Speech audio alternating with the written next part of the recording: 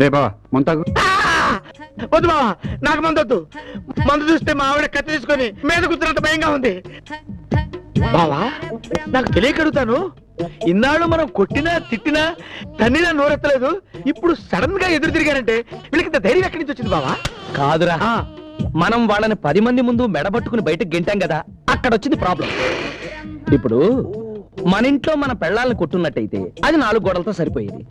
ఎప్పుడైతే మనం 10 మంది మధ్యలో కొట్టామో అది పబ్లిక్ ఇష్యూ అయింది. అందుకే ఆ మాస్టర్ ఏం క్వశ్చన్ చేసినా మనం మాట్లాడలేకపోయాం. అందుకే నేను చెప్పేది ఏంటంటే, ఏంటి, మనం మన పెళ్ళాల దగ్గర కూల్ గా వెళ్ళి వాళ్ళని నైస్ గా ట్యాకిల్ చేసి మన ఇళ్ళకి తీసుకొచ్చేద్దాం.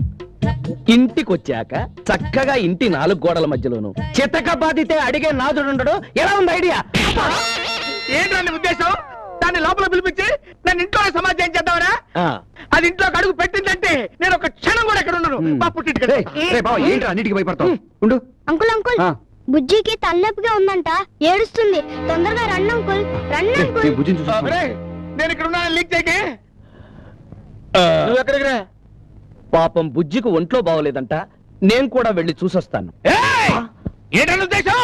నువ్వు బయటికి వెళ్తే అది లోపలికి వస్తే నన్ను సమాధి చేయాలా? చంపేస్తాను నిన్ను. పడుకో, పడుకో, ఇక్కడ పడుకో.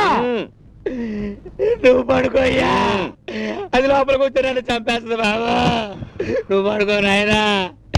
అయ్యో పడుకో. అయ్యో సూట్ కేస్, సూట్ కేస్. ఇదిగో తెస్తున్నా తెస్తున్నా. బయట శుభ్రంగా తుడిచావా? అదేంటి ఏంటి? దొడ్డికెళ్ళిందండి, దొడ్డికెళ్ళింది. చా, నువ్వు వెళ్ళావనుకున్నాలే. ఏంటి కేర్లెస్? పిచ్చి పిచ్చి